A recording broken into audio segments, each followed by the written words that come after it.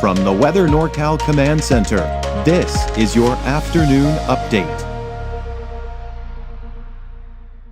You want to go where to buy a new refrigerator? Steve's A to Z Appliance in Cottonwood? In Cottonwood? Just a 10-minute drive. And they'll save us money.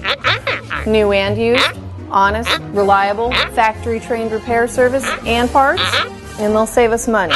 And dispose of this thing? We gotta make the short drive to Steve's A to Z. Thanks, son. Steve's A to Z Appliance, front and main streets in Cottonwood. Drive a little, save a lot. Well, before we get to the forecast, I wanted to let you know of a great resource on weathernorcal.com that you can go to for fire type of coverage. The thing is, during these updates, it's difficult to give you the now conditions with the fires because these are recorded and you get to these kind of on your earliest convenience. So I will, of course, do updates on social media, and I will do updates whenever it warrants, maybe doing a live update on the fires should it warrant that type of information. So let's get you to the website. I'm just going to go down over here to my desk and kind of show you what we're looking at here. So we're at the website. And this is the very top. If you scroll down just below this live screen that you see right here, you'll see fire danger. Now also in the upper right, you'll see here that they're in the menu. You can also go to fire, weather, and current fire. So we'll click on fire danger here. And the first thing that will pop up is the Watch Duty. Now Watch Duty app is really the best place for you on your phone and your devices here. But this here, you can click on any of the fires, and then it will give you information on the right side, the latest information. So this is a great resource for people who want to get the latest information, not only on the fires themselves, but if there are any evacuations or anything like that. So be sure to check that out. Then you can get some information from the National Weather Service, what the dangers are. Here's a look at today. Here's a look at Thursday. Lightning is still a bit of a concern with the areas in red. But notice here, down here, I want to show you, of course, there's the red flag warnings. I want to show you we've got Zone Haven, which of course is now the Genesis project. So you go into your area, you zoom it in here, and this is where we have the reds, which is the evacuation orders, and the yellows around here is where we have the evacuation warnings. You keep going down and you've got all their information. Be sure to check it out. I highly recommend it. All right, let's go ahead and take a look at the current situation, get that out of there. And this is what we got. Back up here. All right, my small studio, my desk is over there. All right, so let's take a look at what's going on. Unfortunately, we still have more showers and thunderstorms in the forecast through the weekend. Still very hot through Thursday, but a nice big cool down coming into this weekend. So the heat is eventually going to go away, but not today. Reading saw a high of 113, which, believe it or not, did not break a record, right? But 109 for Reading today. For Red Bluff, 108, and Chico, about 103 degrees. You look at the mountains, most likely staying below 100, but it will be close. And there are going to be chances for thunderstorms pretty much anywhere you go in the mountains today. Take a look at the lightning strikes that we did see through yesterday afternoon and evening. Of course, now things are fairly quiet, although we are starting to see a few showers developing off into Modoc County. We look at the fires. Now, these are going to be the heat signatures coming in from the satellite data here. And boy, if we were to look at this map yesterday, not nearly as many red dots. Each red dot indicates kind of the latest heat signature coming in from many of the fires around the area. Now, we take a look at the fire weather alerts, and all of this is a red flag warning for today. This is where we have the best potential for showers and thunderstorms to develop. However, quite honestly, I think we could also see some activity here in Plumas, and not to mention into Lassen counties as well.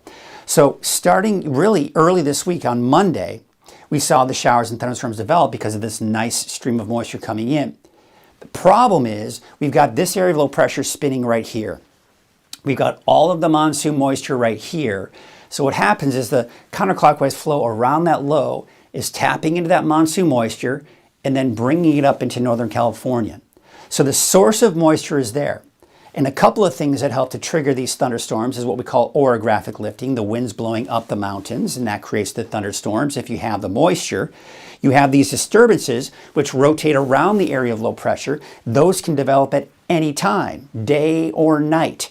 Now you also have what's called convective thunderstorms. With the moisture in place, We get daytime heating. Typically in the afternoon, those convective thunderstorms begin to develop.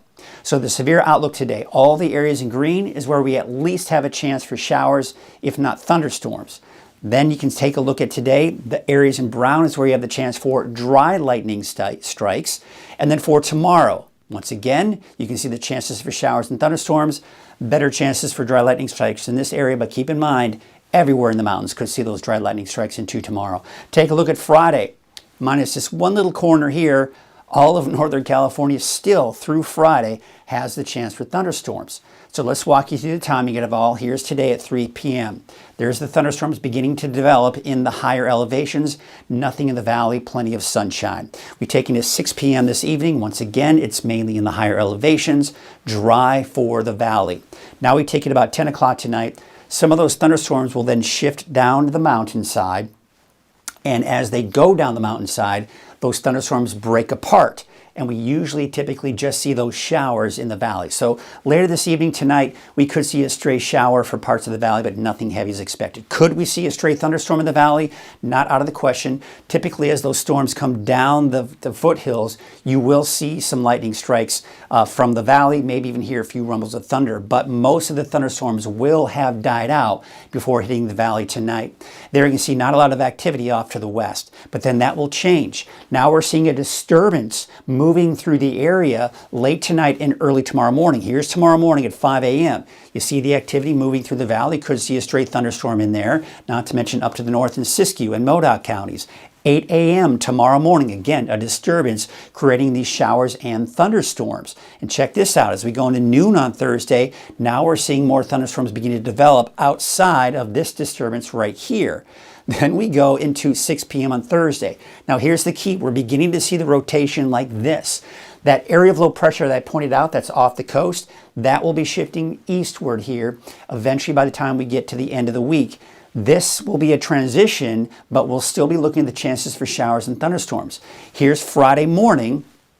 We actually get a bit of a break. By Friday afternoon, here it comes again. We've got Friday at 5 p.m., showers and thunderstorms developing, but most of it will be off to the east on Friday. All right, let's take you on into Saturday. There's the chance for more showers and thunderstorms in the higher elevations. We take you into Sunday. Once again, especially off to the east, but even to the north and west, we're seeing more showers and thunderstorms. So through the weekend, we continue to see that chance. Now, we were expecting to maybe see a break on Monday. Now the latest models are bringing in some activity here off to the east on Monday, and not to mention Tuesday. But there's a reason why we expect that activity Tuesday and Wednesday of next week. Here is a look at today. This right here is not a tropical storm yet. It's not a hurricane yet, but it's expected to get stronger and develop. Here's the projected path based on the latest forecast model data. It will basically ride up the coast through this weekend, and by next week, Monday and Tuesday, it will break apart, but it will bring the moisture along with it. We'll be looking at the clouds, and there's a very good chance that as we go into Tuesday, maybe Wednesday of next week, we could be looking at the potential of just some good rain. Not necessarily a lot of thunderstorm activity. We'll have to wait and see. With our luck, it may be just in the form of thunderstorms as we do go into Monday, Tuesday of next week. But that's something we'll continue to monitor here very closely. Bottom line is this. We still have chances for thunderstorms each and every single day, at least through the weekend, if not into next week. This is not a good situation, especially with what we got going on right now with all the fires in the higher elevations. There you can see excessive heat warning. Now this will all expire today, later on tonight. This will expire as well, the heat advisories. All of this right here, including the excessive heat warning for Mount Shasta, but all of this right here will expire tomorrow. We have more heat in store for us even going into tomorrow, but the trend will be downward. 104 for Redding on Thursday, below 100 by Friday, and in the low 90s by the weekend. And this is the trend for everyone, temperature-wise, including the mountains. Temperatures will be dropping, and we'll see a nice drop going into the weekend. All right, let's take a look at today. Chances for showers and thunderstorms for all of the higher elevations. I've got you dry in the valley, maybe later this evening, a stray shower, maybe even a stray thunderstorm, and even some activity coming in late tonight and tomorrow morning for the valley. Here's what it looks like for Mount Shasta, Alturas, and Susanville. Basically, Siskiyou, Modoc, and the eastern mountains, Everyone has a chance for showers and thunderstorms at least through Sunday. I've included a chance for showers by Tuesday of next week. We could see some showers in the eastern mountains by next Monday. Of course, I have the latest update for you later this evening. Here you can see your 7-day forecast for the valley.